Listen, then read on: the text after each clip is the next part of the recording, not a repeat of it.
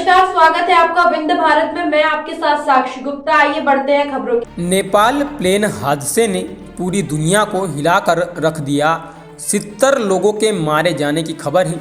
सबसे ज़्यादा हैरान करने वाला है प्लेन हादसे का वायरल वीडियो, जिसने बताया कि अंदर का हाल कैसा था और लोग उस समय क्या कर रहे थे। इतिहास में ऐसे कई प्लेन हादसे हैं जिनकी कहानी हैरान करने वाली है। इन्हीं में से एक हादसा हुआ था साल 1972 में, जब एक विमान एंडीज पर्वतमाला से टकरा गया था, जिसमें 2 दर्जन से ज़्यादा लोगों की मौत हो गई थी। इस हादसे में जो लोग बचे थे उन्होंने बताया कि वो लाशें खाकर जिंदा रहे थे। पिछले साल यानी 13 अक्टूबर 2022 को उरुग्वेन एयरफोर्स फ्लाइट 571 के क्रैश के 50 साल पूरे हो गए। इस मौके पर लोगों ने प्लेन क्रैश में मारे गए लोगों को श्रद्धांजलि दी।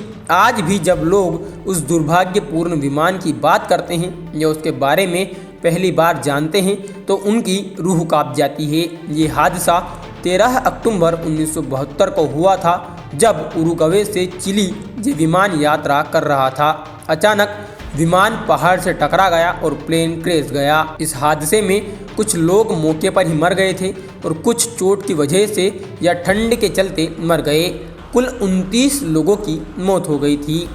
उससे ज़्यादा हैरानी की बात तो यह थी कि 16 लोगों की जान बच गई थी, पर उन्हें अपने आप को जिंदा रखने के लिए काफ़ी कोशिश करनी पड़ी थी। वो 72 दिन बर्फीले पहाड़ में फंसे थे, उनके पास खाना भी नहीं था। ऐसे में उन्हें डेड बॉडी को ही खाना पड़ा था। 23 दिसंबर को उन्हें वहां से निकाला गया था। विमान पर एक मेडिकल स्टूडेंट रॉबर्टो कनेसा था, जिसने सबको डेड बॉडी खाने का आइडिया दिया था। उसने कांच के टुकड़े से अपने दोस्तों की लाश से मांस निकाल कर खाना शुरू किया था। उसने इंडिपेंडेंट न्यूज को दिए इंटरव्यू में भी ये बताया था कि बचने के बाद उसने दोस्तों के परिवार को ये बात बता दी थी।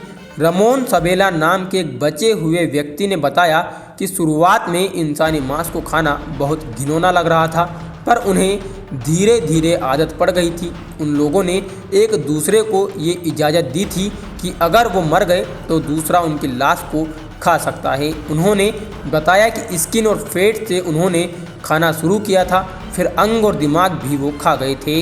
हादसे के 10 दिन बाद सर्च ऑपरेशन बंद कर दिया गया था, क्योंकि सफ़ेद विमान बर्फ में नज़र नहीं आ रहा था। 2 महीने बाद कनेसा पराडो एक 10 दिन की यात्रा पर निकले और ट्रैकिंग करते हुए मदद मांगने के लिए पहुंचे।